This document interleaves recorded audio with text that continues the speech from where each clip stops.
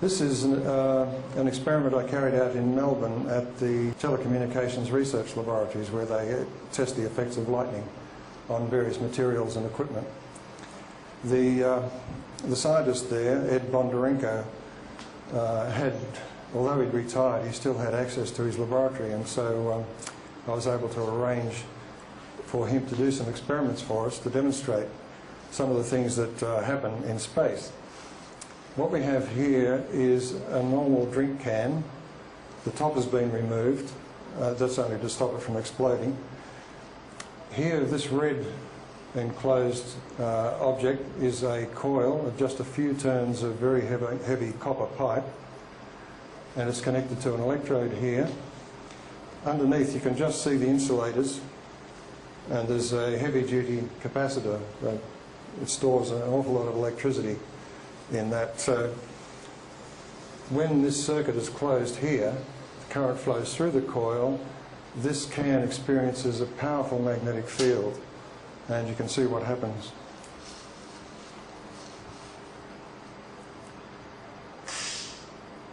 Unfortunately, there was just a little noise from my computer, but it was deafening.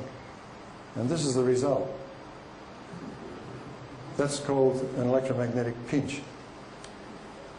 I can run that again. And you see this is very hot too. I had to sort of toss it around a bit until it cooled.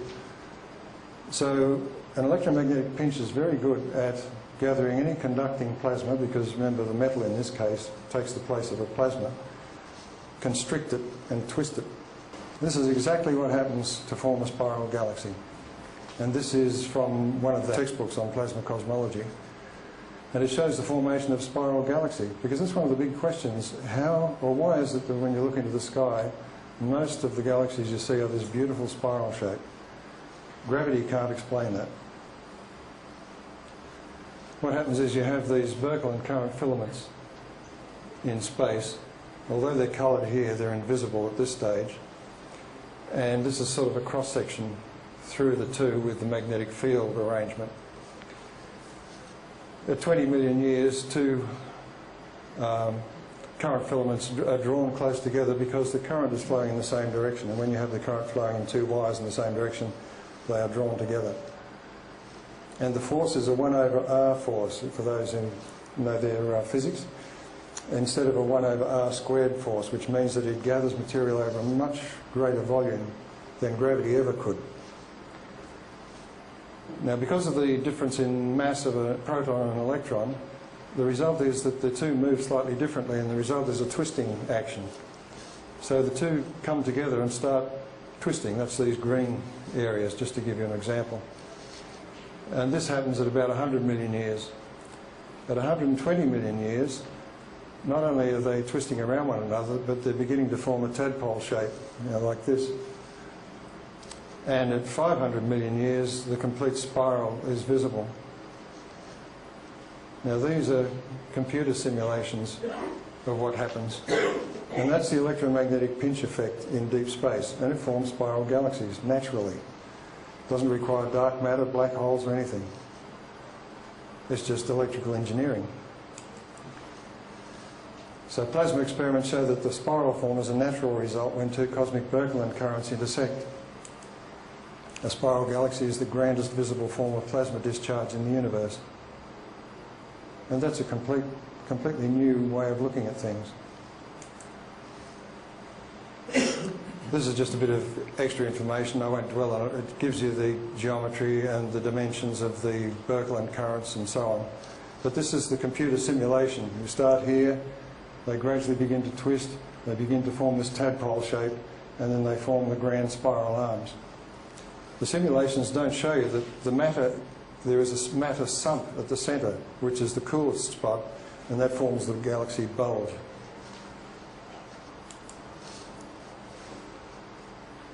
And this gives you an idea of the currents involved. The average galactic Birkeland current is 10 to the 19 amps. That's 10 with 19 zeros after. And it's also called after Alfvén, the galactic current, and the radiated synchrotron power is 10 to the 37 watts. It's mind-boggling. when you get this electromagnetic pinch in deep space, it takes on a particular form. This has been observed in that Z-pinch machine that I mentioned before. The Z-pinch refers to the fact that the experiment is carried out with the can and the discharge taking place in the vertical direction, which is the Z-axis, if you like. Being an American machine, they call it a Z-pinch. And this is the complex form that the particles move in inside that Z-pinch. It is a filamentation instability, it's called. So you get these beams in a ring, concentric rings, and then the main central current column is down here, that purple bit there.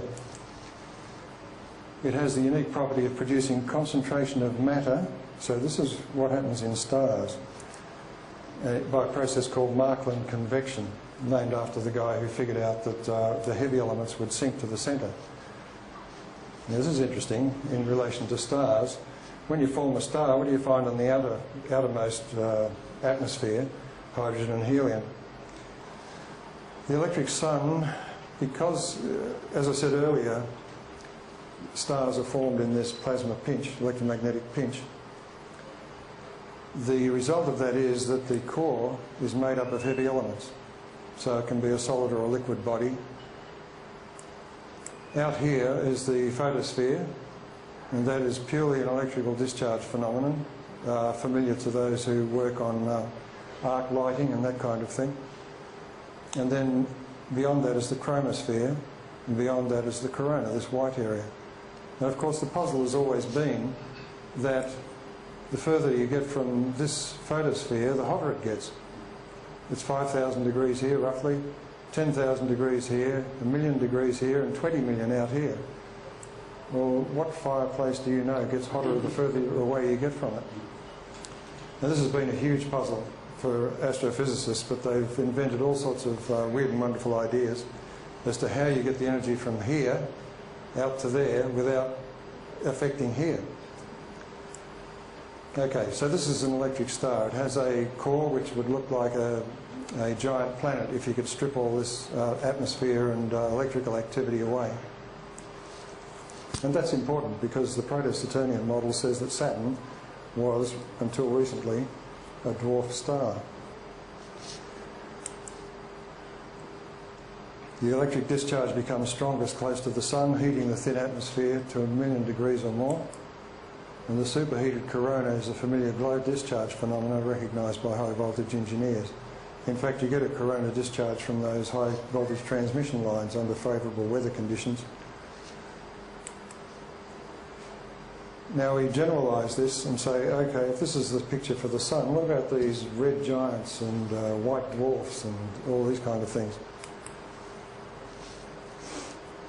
All stars are lit like the lights of a great city at night. They're lit at great distances from where their power is being generated. If anyone's flown over Las Vegas at night, it's lit up like a Christmas tree, but all of the power comes from hundreds of miles away from the Hoover Dam. In the same way, a galaxy is getting its power from intergalactic space, and the stars participate in that because they're part of the circuit. And because the star acts as a focus, you have a Z-pinch effect in the current stream. And this has only recently been discovered by satellites and deep spacecraft that have found energetic neutral atoms, they call them, coming from outside the solar system, and they're absolutely astounded. They're coming from a ring around the Sun. And remember I said the Z-pinch is a cylindrical discharge? What they're seeing is the solar wind going out to this cylinder, interacting just like that supernova with those filaments and being projected back into the solar system.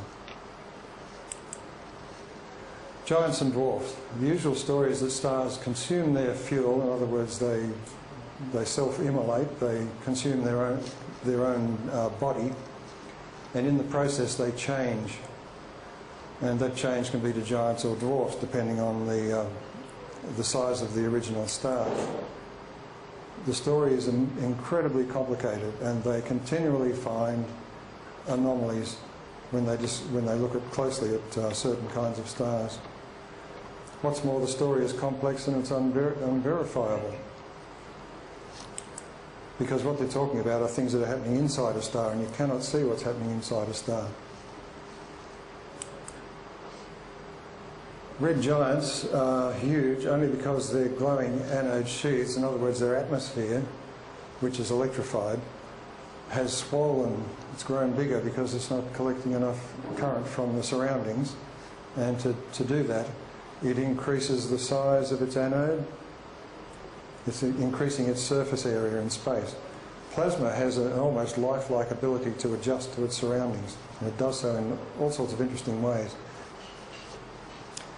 So this is a picture of the various star types. You have a red dwarf, main sequence, blue giant, white dwarf, red giant.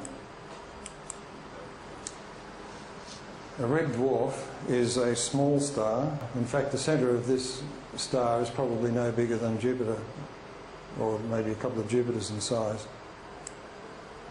But the other type of red star is the red giant below, and we'll get to that in a minute. But you'll notice I've drawn them the same, and the reason for that is it's essentially the same mechanism. They're the same kind of star. And red dwarfs are not really dwarfs. They're only called dwarfs because by the theory says they should be. A main sequence star, like our own Sun, has what's called tufted anode effects, which gives you the photosphere and gives you that granulation. It's a controlled discharge. It's one that has a transistor effect. That layer adjusts to keep the heat and light output fairly constant, even while the power input changes. The blue giant is a large star under high electrical stress. It's like having an arc light turn the power up on an arc light, and it goes from white to blue-white. The spectrum shifts. And a red giant, the normal star under low electrical stress, develops a bloated glowing plasma sheath. And the white dwarf is a normal star in direct contact with the space plasma, and it has low luminosity. Recently it was discovered that jets were emitting from a brown dwarf, but they're supposed to be low energy failed stars. In other words, there was not sufficient energy in them to drive such a thing. However, astronomers found jets coming out from the 24 Jupiter mass brown dwarf. This is an artist's rendition. The jets stretch about 1 billion kilometres, and the material is rushing away from the brown dwarf with a speed of a few kilometres a second. The jets and the expulsion disk fit the electric Z-pinch model of stars. In other words, the jets and the disk are all explicable in terms of the electrical model of formation of stars. Do that. So let's see. So are you saying that the whole thing we've been doing with astronomy, cosmology is kind of missing the way the whole thing works in a sense? Yes. Well, how can you, how would you know that you're correct and the people you work with, and a lot of people and the other guys got it wrong? I mean, how do you know that? The easiest way is to see the number of times you see headlines of reports from scientists and astronomers in particular, where they are surprised or even shocked by the results that come back. They're unexpected, whereas I've been able to predict some of these unexpected results, sometimes years in advance, and quite often they've been outrageously at odds with what the astronomers themselves are expecting. Now give us an example of that.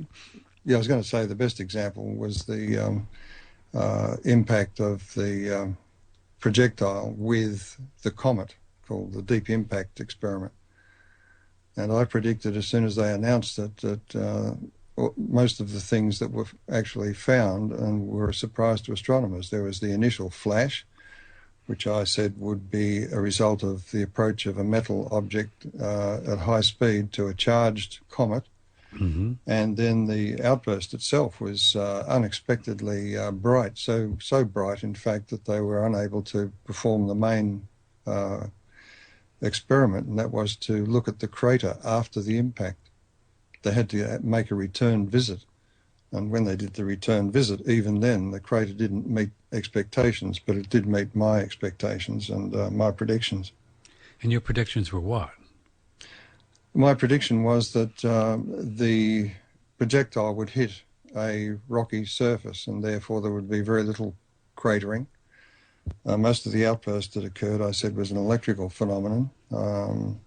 If you splatter copper, metal, across a charged object, then whatever discharge activity was taking place on that nucleus at the time would have been concentrated at that point, and therefore you would have got a much greater effect than you would expect from just a physical impact.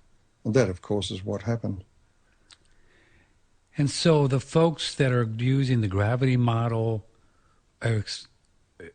you knew that what they were going to expect, but this particular thing was not going to happen, and it didn't. Yes, that's right. Huh. And so, Yeah. so I'm still trying to understand the difference.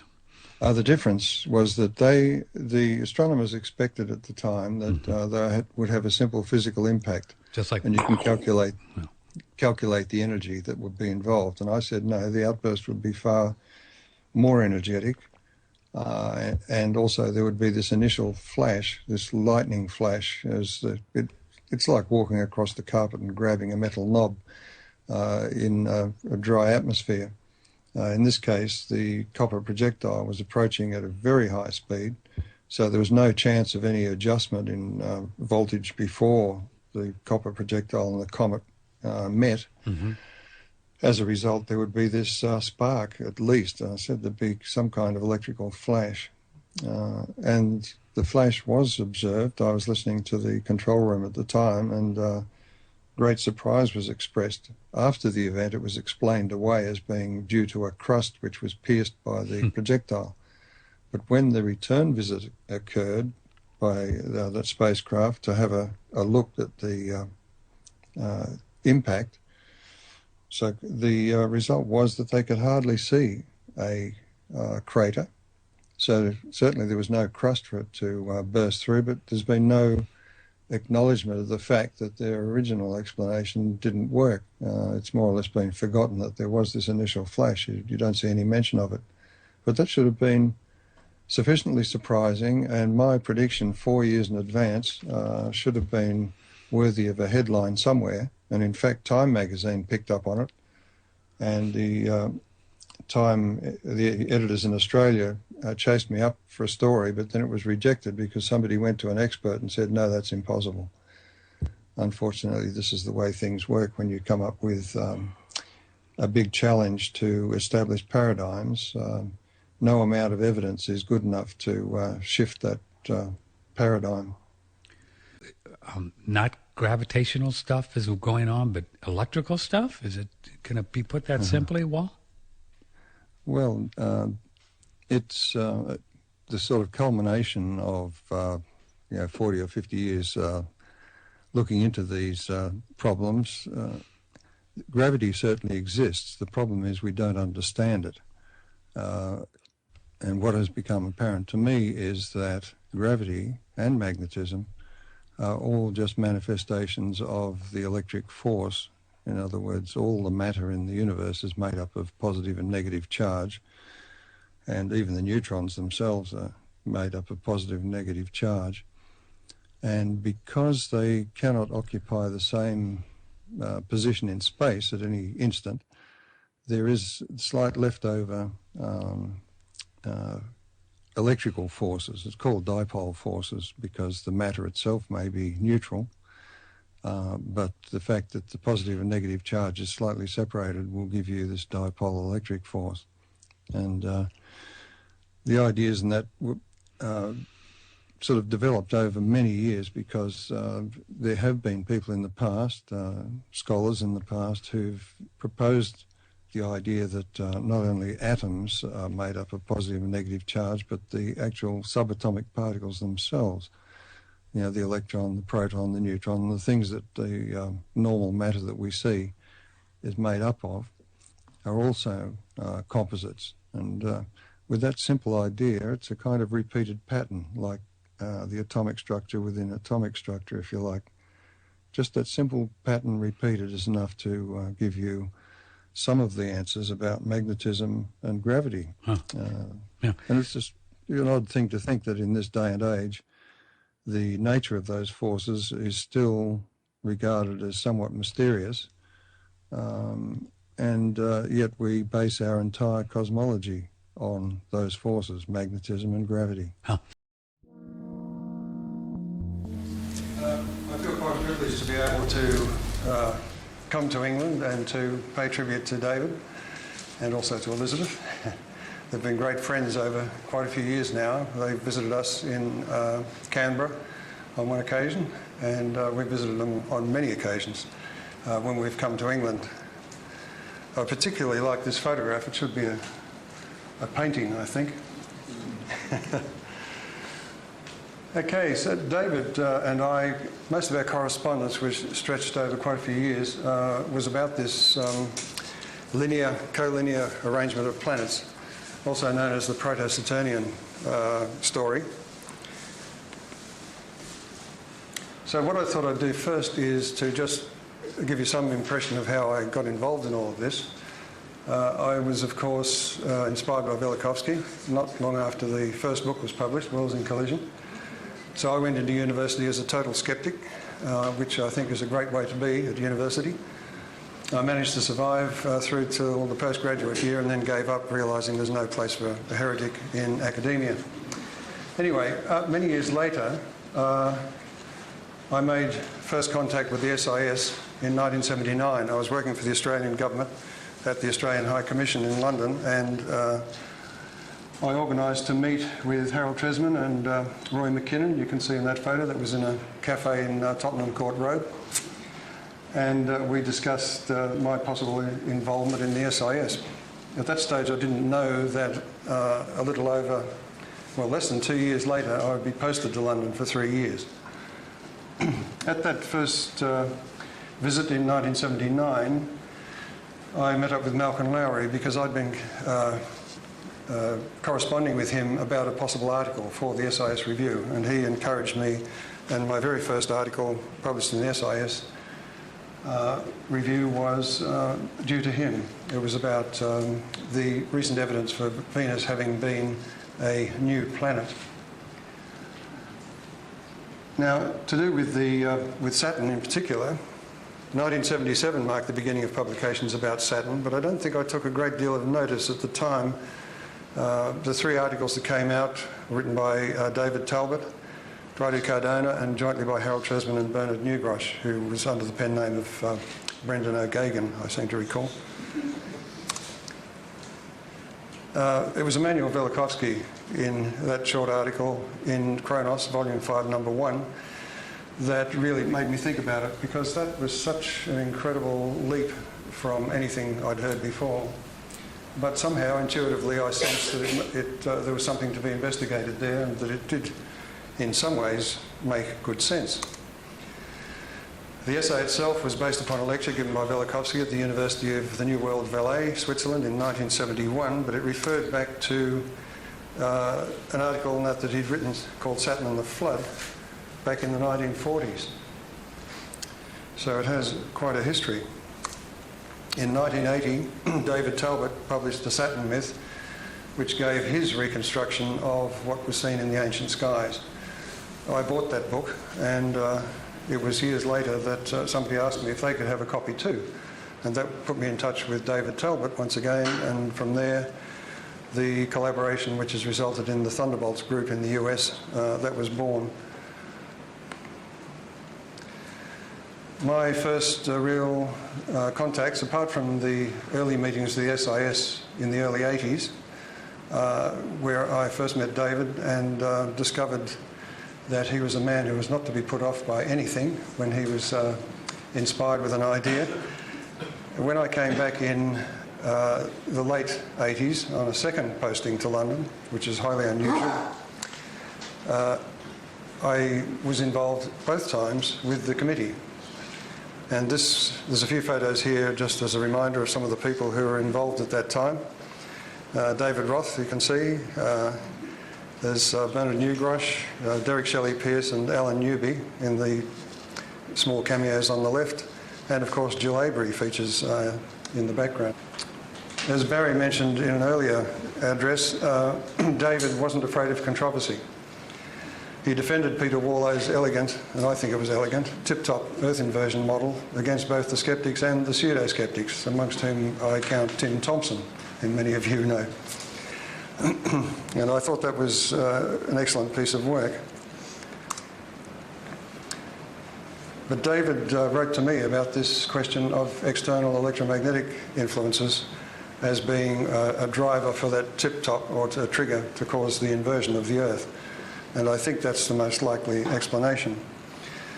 Because apart from the idea that the crust may be uncoupled from the core, because the core is supposed to be liquid, there is the issue that if the magnetic field of the Earth is largely due to the rotation of a charged body, and that rotation does not change in direction, then the magnetic field will not change, even if that body is inverted by that tip-top mechanism.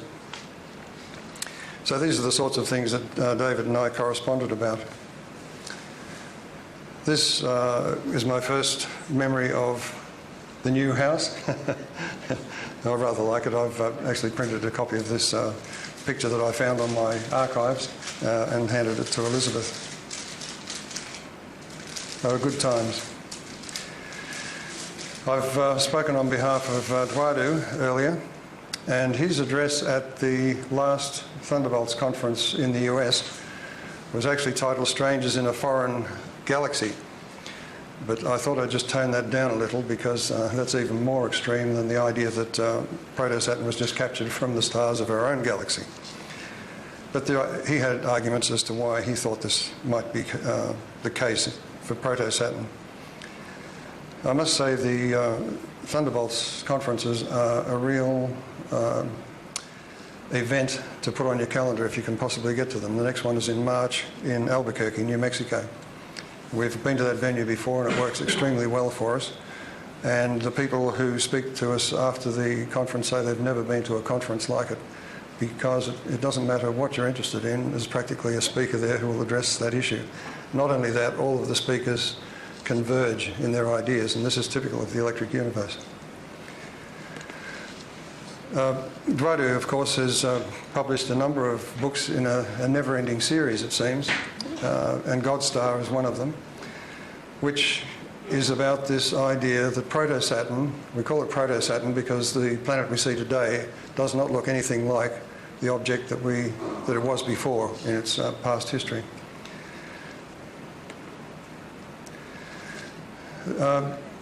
I spent decades trying to figure out how you would get a linear arrangement of planets that could be dynamically stable.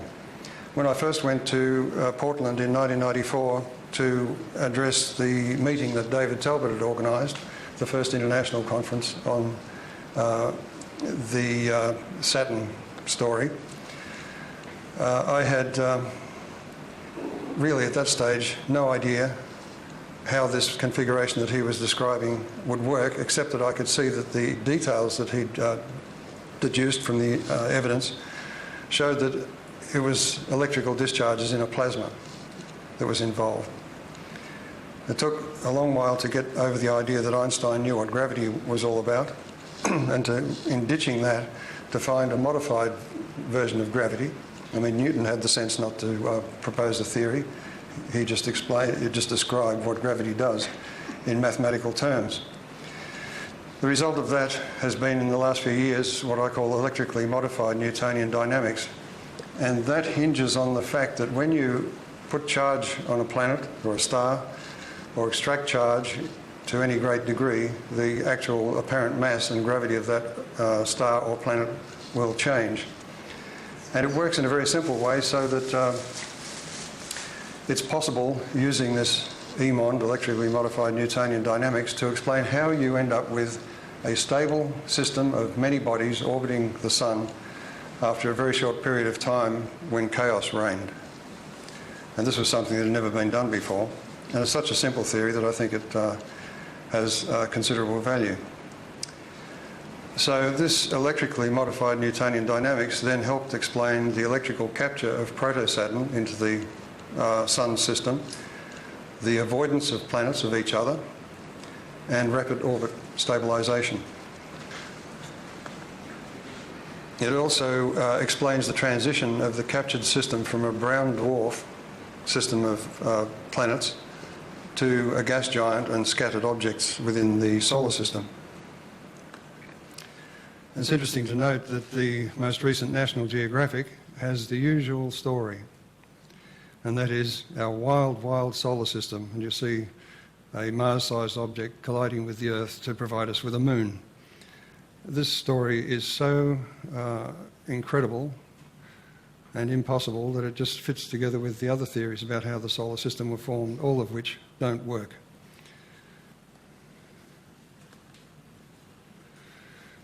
There's been various models of this polar configuration. One of them was put forward by Bob Grubauer at that 1994 meeting in Portland.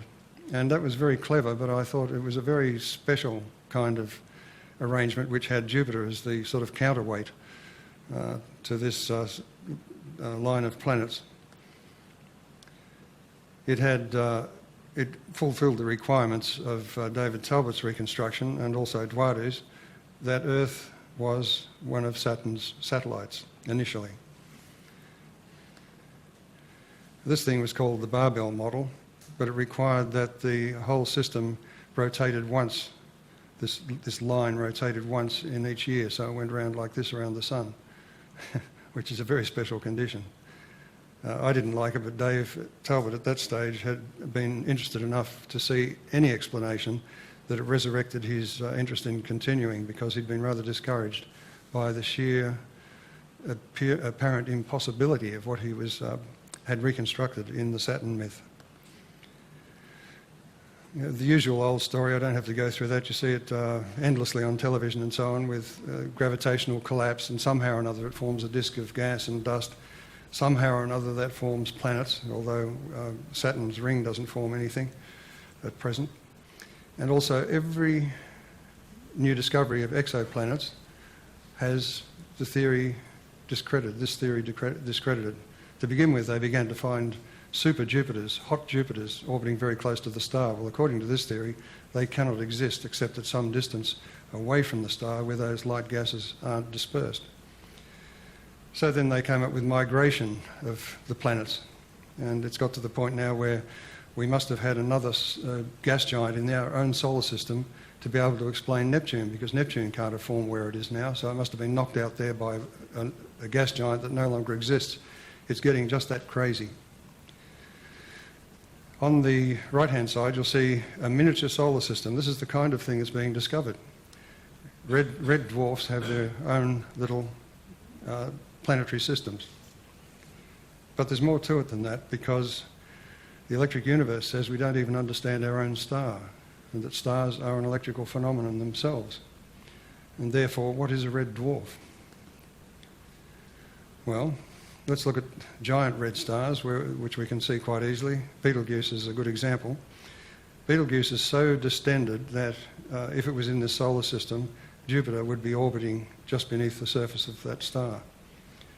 When I say that, these stars vary in radius for unknown reasons, and also have spots, hot spots, which are also unexplained. The electric universe says all red stars are giants, so there's no such thing as a red dwarf. A faint red star is still gigantic compared to a bright star. And the reason for that is that a red star has its plasma envelope expands to try and collect more electrons from the surrounding plasma to satisfy the discharge of that body at the centre. And so this red sphere of plasma is glowing at the outer periphery, largely, because that's where the electrons are accelerated. And inside, you've got a very thin gas. It's been said that the planets could quite easily orbit inside Betelgeuse's atmosphere because it's so thin. So you can have a planetary system inside a star. And this is an idea that fits the work of Eduardo Cardona in particular, about the earliest recollections of mankind about the light in the sky, the even temperatures and so on. So these all red stars have a bloated glowing plasma shell. If Jupiter's plasma sphere was visible, if it was glowing, it would appear as big as the full moon in the sky at night, yet it's a huge distance further away than the moon, just to give you an idea. So satellites may orbit within that plasma sphere, And in this case, it's my contention that red dwarfs are the most likely place to find life in the universe, because here you have even heating of all the bodies orbiting within this plasma shell. It's like an incubator. The central star has a tendency to flare and throw off material into that atmosphere just to adjust to the electrical environment. And the early recollections are of a mist falling to the Earth continually. So the origin of the water on the Earth can be explained in this case, and also the icy satellites of the other gas giants. Where did all this water come from? And particularly on the Earth, I mean, we've got a huge amount of water, and in our position in the solar system, the standard theory says the sun should have blown that away. So there's an ad hoc theory that comets must have hit the Earth and produced the water, but now they find that the deuterium signature is wrong. So on it goes. This is a much simpler story. So, as I said, even red dwarf stars are gigantic. And the Earth, if it was orbiting, as I've shown here, inside that glowing plasma shell, every square metre on the surface of the Earth would receive the same amount of radiation, radiant energy. What's more, the colour of the light would tend to be purple, because you get UV and the violet end of the spectrum and the red end of the spectrum from this plasma. And that's the recollection of mankind, the purple dawn of creation. And the light was dim. Nowadays we know that red light is very conducive to photosynthesis. And what did we have? Huge forests covering the Earth in the polar regions as well. So all of the conditions are fulfilled here to explain all of these apparent anomalies. So this is a slide which sort of summarises the sun's environment to give us an idea of what proto-Saturn must have encountered as it approached our sun. It's not simple. In the early days when David and I were corresponding, trying to figure it out, we both came to roughly the same kind of figures, about a century or less for proto-Saturn to approach the sun, enter the heliosphere, and then break up. But when you look at this on the left-hand side, you can see what's called a planetary nebula. Now, these planetary nebulae are special cases where the circuit that drives the star is a light, and you can actually trace it. You can see it. And I've blown up the tiny bit at the centre, which is where the star is, and when you blow that up and then you go inside that, you find the heliosphere, and you see that the sun's heliosphere is actually a tiny part of a much bigger circuit. So proto-Saturn approaching the sun could have taken a very long time indeed, much more than centuries.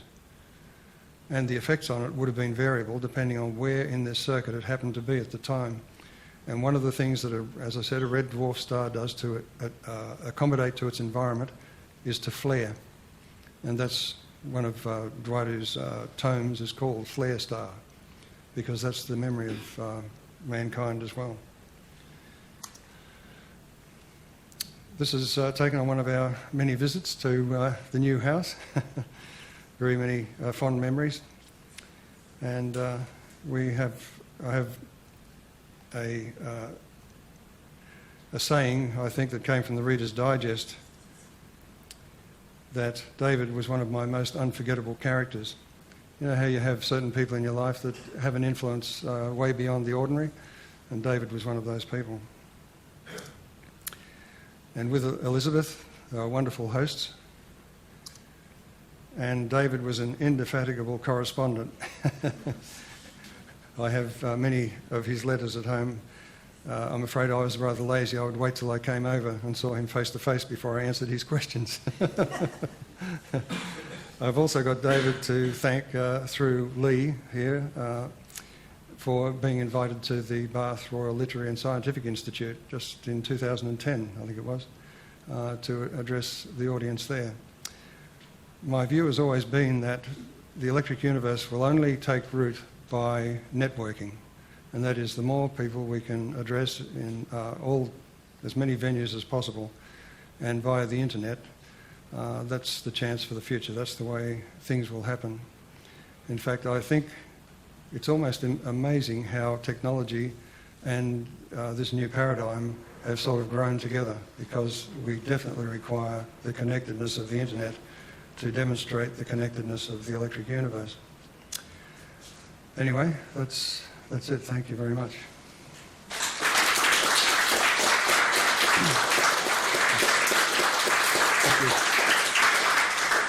We have time for a quick question, I think. Last time I met you in London, you advocated the interaction between people to spread this message, to go forward. Yes. What I'd like to ask you is, you obviously have got an audience in things like the SIS Mm-hmm. and the New Mexico place that you talked about. Have you any interaction actually with the younger generation, say 11, 10-year-olds, 9-year-olds? Yes. Where you can interact at these events or such a time the same, so they can see how the grown-ups are thinking? Yes. Well, just two examples. We had a teacher friend in Japan who was teaching at a school there to Japanese children who were learning English, and she knew of my work, and so I would speak to them on Skype. They would write their questions out and come up to the camera and ask their question politely, and then they projected me from Australia on a big screen, and I gave them an answer which I hoped was at their level and to hope to inspire them. So that was one of my little efforts. The other thing is that the Thunderbolts group are well aware of this problem of trying to involve younger people, and so for the last 2 years we have instituted a scholarship program. And one of those, they've been quite successful by the way, one of the scholarship winners never went to university, but he's obviously a very bright fellow. He is now a laboratory manager. Another one has joined Jerry Pollack, Professor Jerry Pollack at the University of Washington, and working on this, the electrical nature of water in biology, which is fantastic work. Jerry Pollack is a big supporter of us, and we of him. So at the last meeting, I think we had about a dozen people, young people, and they seemed to have a great time. They were talking. They collared me many times in the corridor, and I'd get sore legs standing there talking to them. So there's definitely an interest out there, and we're doing everything we can to encourage it. May I suggest you write a children's book on sort of like the beginnings with electrons, protons, and go up through to where the electric universe is? Very good suggestion. If they're interested in it? Yeah, I have. My plan is to write the complete electric universe, because I've never actually gone into all the corners that the EU has an impact. May I encourage that? Thank you. Thank you. I have a little problem with the end of your presentation. Yes. When you said the title of Cardena's book was Flare Star, Mm-hmm. and at the time the Earth would have been within the outer globe surface of the red star. Yes. Now, if something flared, it would be out on the outer globe surface. Not necessarily. No, the central object is the main charged object, the anode in the discharge, if you like.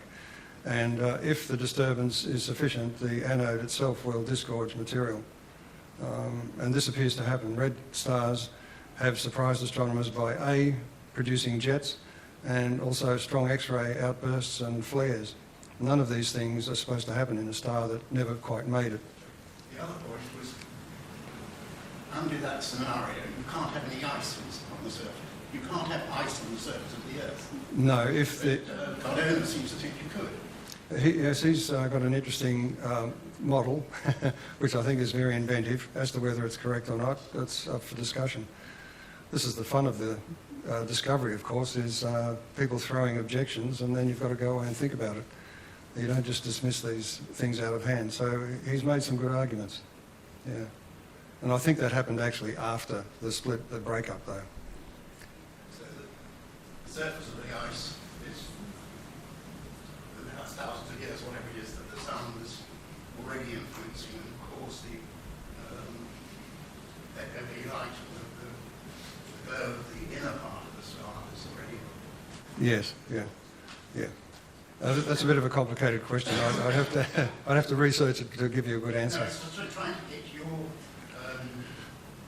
gauge of how long ago Oh, I see. might be ice on the surface of the Earth. Yes, this is one of Eduardo's, one of the questions he gets asked all the time, and all he can say is it's roughly coincides with the end of the last ice age, which of course is a bit of a circular argument. It's very hard to tell, of course, because our normal means of dating rocks and things is in question with all of this. I've got... You would say that the ice has to face stage the collapse of the outer sphere. I'm not sure. I'd have to talk to you about that. Yeah. Wasn't Proto-Saturn supposed to have been a cathodic star? The different. Approached the anodic sun. Yeah, the character of a body, whether it's an anode or a cathode, is entirely dependent on its environment. And in the case of the heliosphere, because the Sun is a much more positively charged dynamic body than Proto-Saturn was, based on its brightness, then Proto-Saturn outside the heliosphere was a star, but as soon as it entered the heliosphere, it was suddenly negatively charged with respect to the Sun. So it's always with respect to something. In that case, it switched from being a star to a comet, because the standard activity of a body that's approaching the Sun that's negatively charged is to discharge as a comet. And I think that's what the origin of the polar column was, because we were sitting by then in the tail of this discharge. That's the most likely thing, I think. Yeah. Degrees of relativity. Yeah, when you say something is positive or negative, it has to be with respect to something, you know. You mentioned at the beginning of your lecture about the Earth being within, if you like, the sphere of this red star. And you also mentioned that there were lots of forests scattered all over the Earth. Yes. Now, the thing is, the atmosphere of the Earth, would it have had the carbon dioxide required for photosynthesis and the evolution of oxygen, and would not the atmosphere of the, if you like, the environment in which the Earth was placed have engulfed any atmosphere that might have existed? The atmosphere of the Earth, we know, was different back then. There's much more oxygen, apparently, and presumably the carbon dioxide must have been there for whatever reason. Part of it due to the carbon compounds that we find on those bodies that are out there orbiting Saturn right now. Titan is a good example. And also Venus was born from Proto-Saturn. It too has an incredibly thick atmosphere, just like Titan, only of a different composition. And I've explained why there's a difference in one of my articles on my website. So it makes a coherent story, and it's also been predictive. I was the only one who predicted that what they would find beneath the clouds on Titan. I was the only one who predicted that the poles of Saturn would be found to be hot, although it had just come out of 14 years in darkness. All of these things are easy to predict from the new model, and the success rate has been what you would expect if we're on the right track.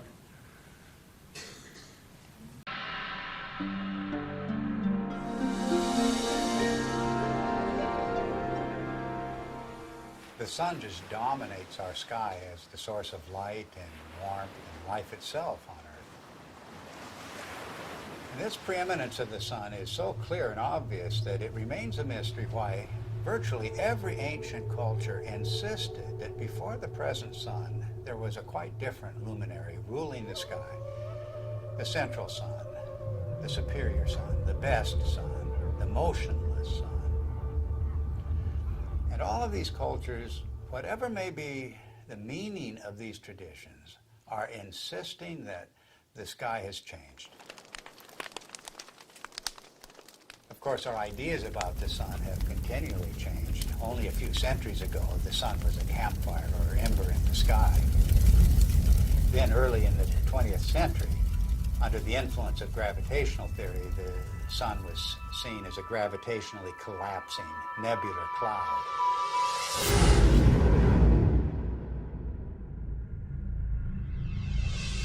In the atomic age, astronomers began to visualize the sun in terms of a nuclear furnace hidden at its core. But now we're in the age of plasma science, with discoveries of the electric currents in space. And it's inconceivable that these discoveries would not change the picture of the sun again. Plasma cosmologists have been able to demonstrate experimentally and also in the supercomputer that galaxies are an electrical phenomenon, which raises the question about stars, and in particular our own sun, which is the closest star to the Earth, of course. Any theory of the sun has to explain how it could continue to burn for billions of years, and also explain its present size based on its known mass. And of course, as soon as nuclear energy was discovered, it was grasped immediately as the energy source of the sun. But all of that assumes that the sun is disconnected and an isolated body, and that it must consume itself over its lifetime to provide the heat and light that we receive from it. But if the sun is connected to the rest of the galaxy in an electrical sense, it doesn't require to burn itself at all. And the energy that we receive is actually being received from the galaxy, and the sun is acting as a focus for that energy.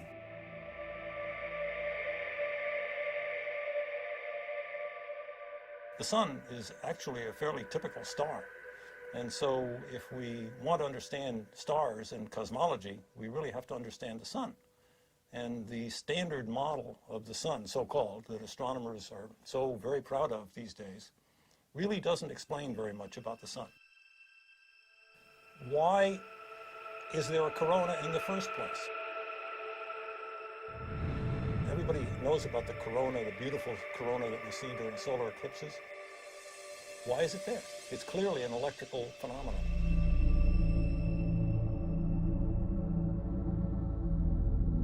One of the greatest puzzles about the sun has been, with a surface temperature of 6,000 degrees, high above that surface we have temperatures of millions of degrees.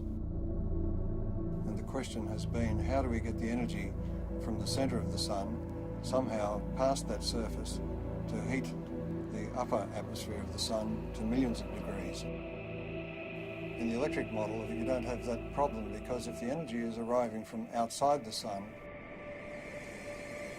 the first place you expect to see that energy expressed is above the sun in its tenuous atmosphere. And that is the place where particle acceleration occurs, and the apparent temperature goes very high indeed, up into the millions of degrees.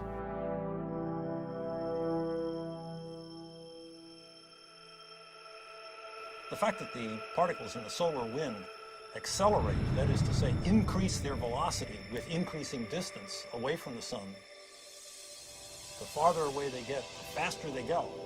And the fact that those particles are indeed charged particles leads me, as an electrical engineer, to come to the immediate conclusion that this is an electrical process. In the solar model, think of the sun as being a positive anode, very high voltage body that obviously would emanate an electric field. And if you put a charged particle in an electric field, it will accelerate.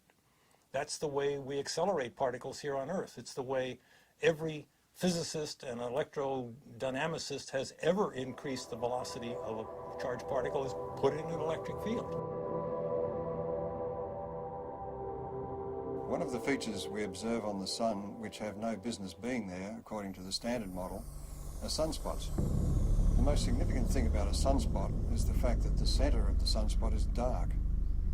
And if the sun is trying to radiate energy from its core into space, we should expect that it is bright.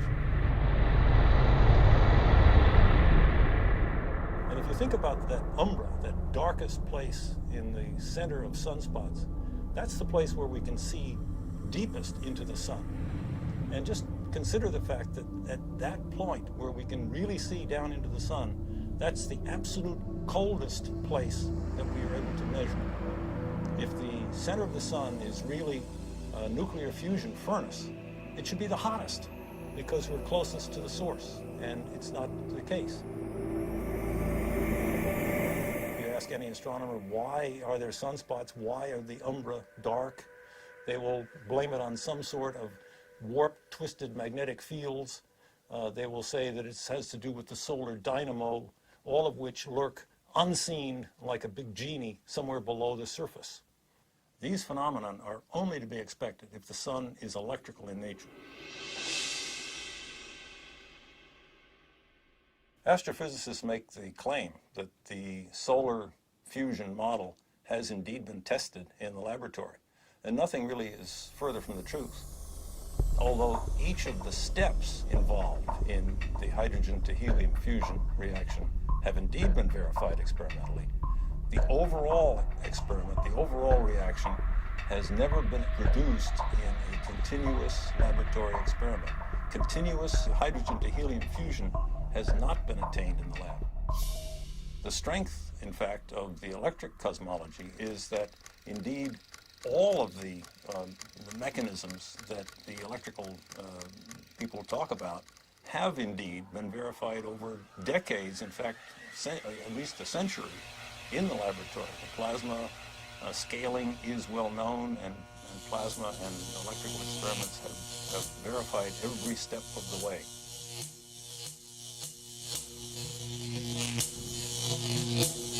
There are any number of observations that are have ad hoc present explanations, but really have no explanation in the standard model, and are natural consequences of the electrical model. For example, heavy elements, the solar spectrum, the neutrino deficiency, the neutrino variability, solar atmosphere, differential rotation by latitude, differential rotation by depth, equatorial plasma torus, sunspots, sunspot migration, the sunspot penumbra, and the sunspot cycle itself. Magnetic field strength, the even magnetic field, helioseismology, the solar density, and the changing size. All of the observations that in that list are natural consequences of the electrical sun model. Standard astronomers tend to pass them off as being inconsequential difficulties that will eventually someday be solved. I maintain, and so do our colleagues here, that these are not inconsequential, but are rather death blows to the solar fusion model, because they are important. They're not secondary, they're primary falsifying observations for that failed nuclear fusion model. What I find so fascinating about the electric model of the sun is not just that it's a challenge to long-standing theory, but that it opens the door to the ancient world, to an electric sky. The electromagnetic phenomena that we now observe on the surface of the sun and in the vicinity of the sun are direct pointers backwards to the plasma formations that were seen above the ancient sky worshippers.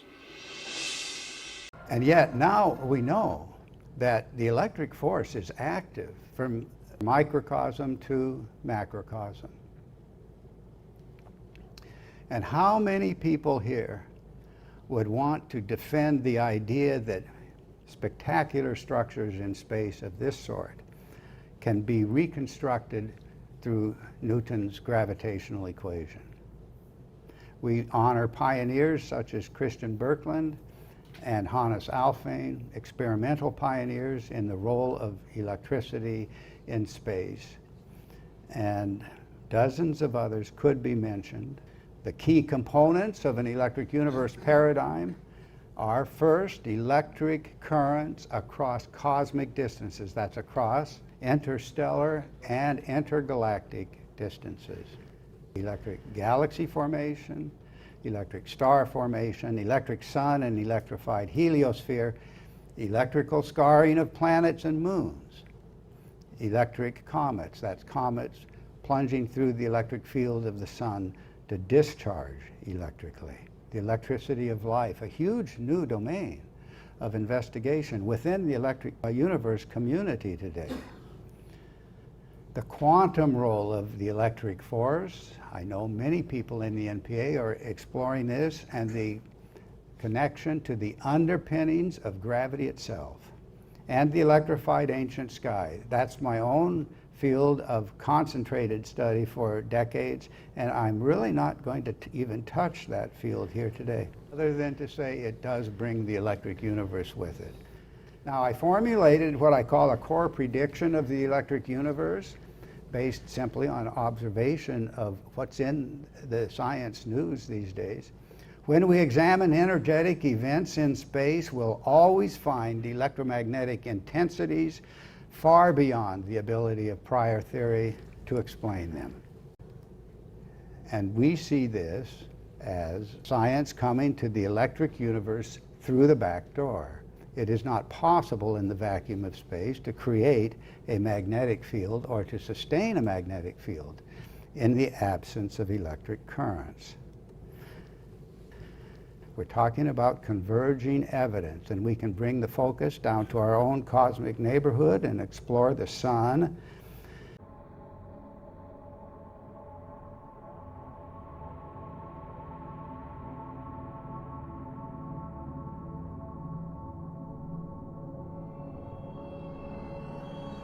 When the fundamentals of a theory are falsified by unexpected findings, a new vantage point is required, one that explains and predicts the surprises without introducing new contradictions. The conjectured Oort cloud freezer, forming and preserving comets for billions of years, is falsified by the Wild 2 findings. Only the diverse surface environments of rocky planets can provide the required raw material, and only the recent formation of comets can explain why these rapidly degraded objects are still with us. The bold question must now be asked: were comets created in recent periods of planetary instability and intense electrical events? Would minerals formed in liquid water then come as a surprise? Would comets now exhibiting no water be a surprise? Or crystalline structures suggesting igneous processes, or minerals pointing to the exceedingly high temperatures of lightning? A more unified picture of comet formation is available to us. And if comets were born electrically, what might the causative connection be to asteroids and meteorites, the apparent cousins of the comet? The Wild 2 mineral cubonite, a copper iron sulfide, is abundant on Earth and so too on Mars. In fact, it's found in Martian meteorites now known to have been blasted up to escape velocity from the surface of Mars, later to arrive at Earth.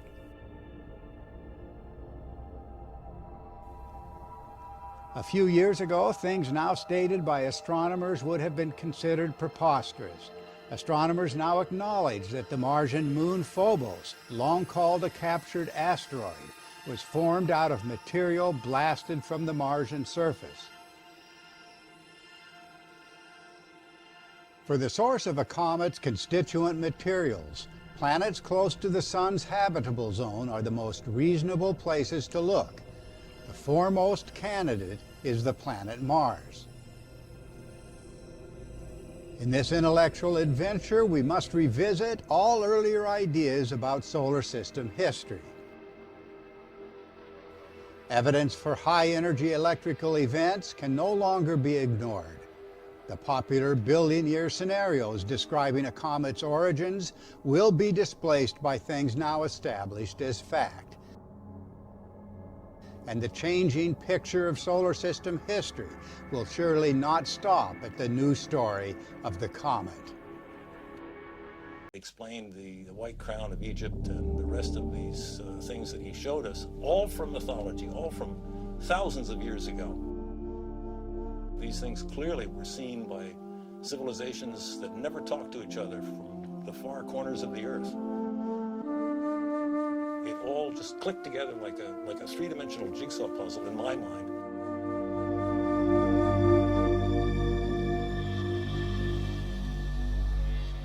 A breakthrough for me came when I realized that many different cultures spread around the world use different words, different symbols, different myths to describe precisely the same formations in the sky.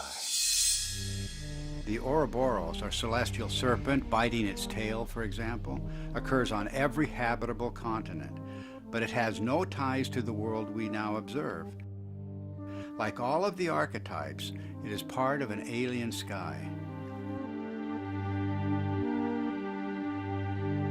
A cosmic column rising to the center of the sky, holding aloft the wheel of heaven. And much more than a wheel, because this was the revolving cosmic temple, the city of the gods, the kingdom of heaven, always resting on the cosmic column. Then there's the image of the four rivers or pathways radiating from the center of the sky, out to the boundary, the rim of the wheel, the simplest forms lead you invariably to the full story of world mythology. The hero's journey unfolds as the story of the wheel's axle. The mother goddess finds her identity in the star at the summit, the hub and spokes of the wheel.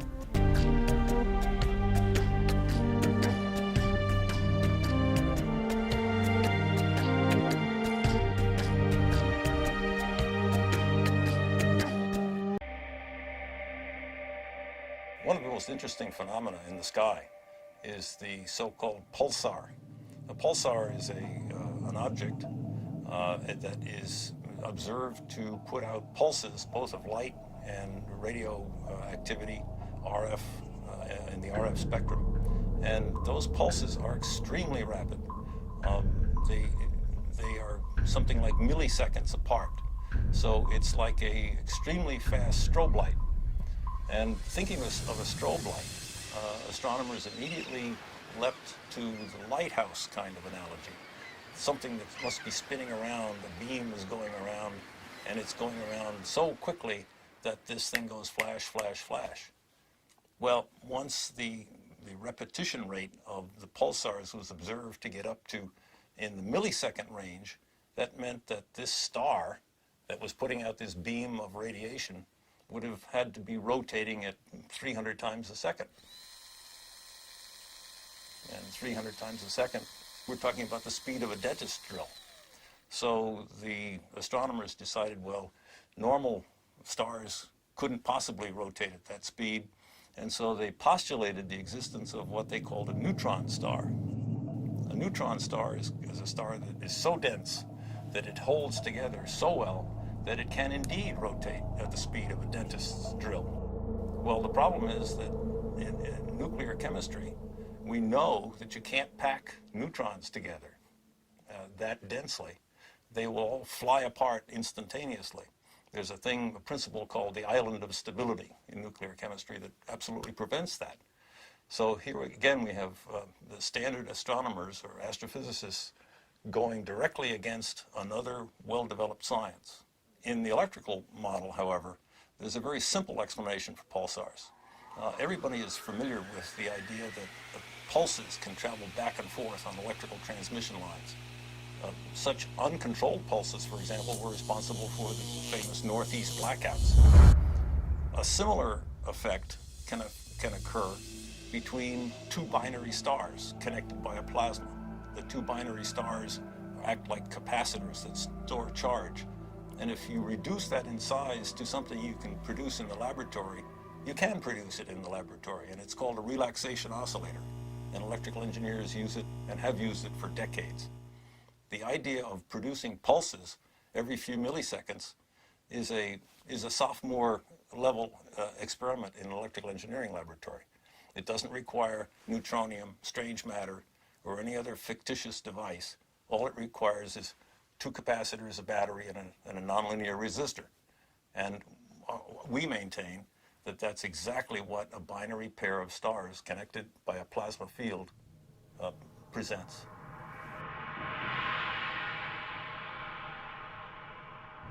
A typical ion in the solar wind, a hydrogen nucleus, moving about 20 kilometers per second, which is relatively slow for the ions in the solar wind, in the magnetic field of the sun, experiences potentially magnetic forces that are something like 10 million times the strength of the gravitational force on that same ion from the sun. An interesting demonstration that illustrates very readily the relative strength of magnetic force and gravitational force is the simple idea of a ball bearing sitting on a wooden table. The entire mass of the Earth is pulling downward on that little ball bearing, and that's what prevents it from flying out into space. But a child can come along with a little horseshoe magnet and click, pick that ball bearing up instantly. The space age presents us with an interesting paradox.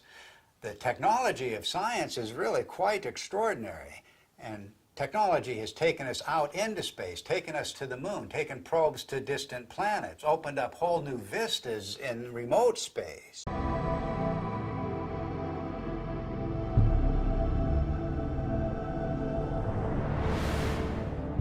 we've got a whole new universe, and theoreticians are still trying to look at it through, a friend of mine says they're peering through the wrong end of the telescope and telling us what they imagine they see.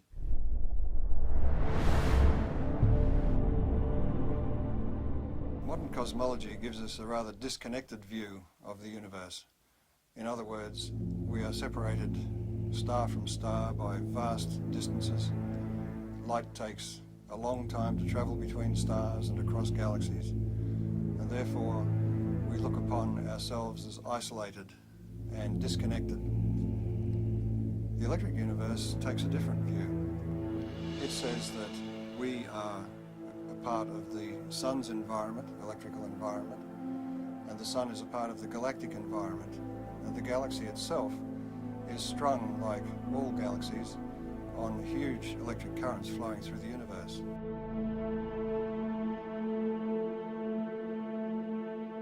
One of the typical questions that plasma cosmologists hear all the time is, how do you know what's out there in space? How do you know there's electricity out there in space? Is there energy out there in space? Why should we consider anything more than gravity? And the answer is that through the years, we've used optical telescopes, but recently we have what are called radio telescopes, and we've broadened the spectrum that we can look at the sky with. And those radio telescopes can measure electric currents and magnetic fields, and we can determine from those measurements the strength of the electric currents, the strength of the forces involved, and the amount of energy that's stored out there in space.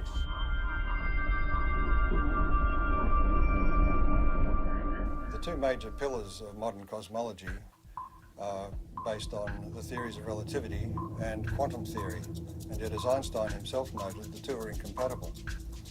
And that may be because the theories of relativity deal with matter as if its only consequence is the bending of space. The electric universe, on the other hand, deals with the electrical structure of matter at the subatomic level and then works its way up through living systems, if you like, planets, stars, galaxies, and the entire universe, and shows that it is the electrical structure of matter that forms the amazing shapes we see in deep space. The spicules of the sun have to be investigated from a new vantage point, and so much of this has to do with the interfacial dynamics of different plasma regions and charged particles being launched into higher regions and so on. And both Don Scott and Wal Thornhill place a great emphasis on the study of the spicule dynamics.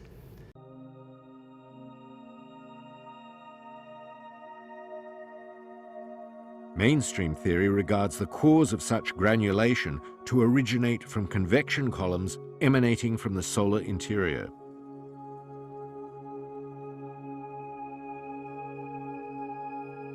Jurgens was highly critical of the notion that violent convection from an exploding nuclear core can be observed in the photosphere of the sun. Imagine having to defend the idea that an infinitesimal speck inside that glow to the lower left is producing all of this.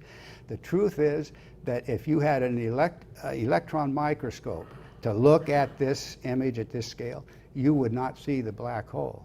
And if the image that you did see was brought up and you had another electron microscope to look, you still wouldn't see the black hole. How did it happen that we became so confined theoretically that we are required to look inside that galactic core and ignore the charged particles that constitute a sea of plasma, filling this unbelievable volume of space? And it really is impossible to wrap our minds around that. It is shooting charged particles away from the black hole at the center of M87. It's important for everyone considering an electric universe paradigm to wrap their minds as best they can around the distance involved in these stupendous jets. I mean, how far does light travel in a second? 186,000 miles. How far does it travel in a year? It's something like 5.88 trillion miles. And that's a light year, of course. These distances are typically counted in parsecs. A parsec is 3.26 light years.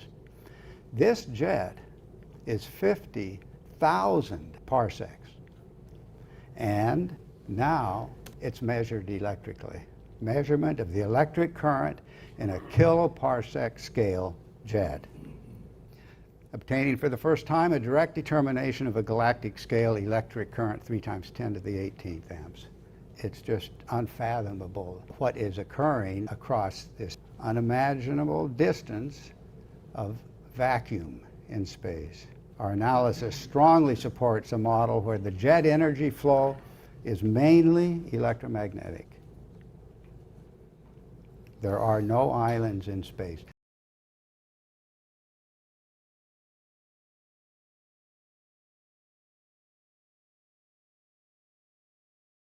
Since discovering Immanuel Velikovsky's work via Wallace Thornhill and the Electric Universe, more specifically his video Understanding Gravity, I think it was around June 2014, so I've been into this for 5 years now. Man, time really flies. Of course, I was expecting the usual, to be honest. Pretty much daily for a couple years, all I ever saw, and aside for suggestions. And, you know, I would often peruse any video on space or history, come to think of it. I watched everything they had. Wall's video popped up one day. I don't know if there's a way they can rig videos to appear more often than others. I assume there is. They probably have a system, and systems can be manipulated. I don't know if they do that, but it's kind of funny that it took a couple of years for one Electric Universe video to pop up. Maybe it was just dumb luck. But I started watching the video, and I was in about 30 seconds after, you know, he gets going. Big aficionados who have this ridiculous epicycle scam running on all of us, you know. Once you get into the EU, then mainstream videos don't cut it no more, because you see right through it. It beats the heck out of me why people will reject it out of hand as a knee-jerk reaction. Defend when you watch an Electric Universe video, they just hit fact after fact, correct predictions. I haven't found one thing where they're wrong yet. I just really like it, and you know, it changed my life. These guys are doing some really good work. Hopefully one day we can get this recognized as the mainstream science, and I'll tell you, it'll change the world. It'll change transportation, medicine, everything. The only thing that the mainstream big bangers have is insults. Or, you know, they'll say something like being funny, like security, or call me a nut, or, you know, that's just, I mean, that's really weak, but it's all they've got. They can't beat you with facts. Mainstream cosmology does not have one prediction to their credit. That's hard to believe, but it's true. Well, do it. Feel free to like, share, and comment, donate, and if you want, copy it. Spread the word. People need to know this. This is important stuff. Okay, I'll see you next time. Take care.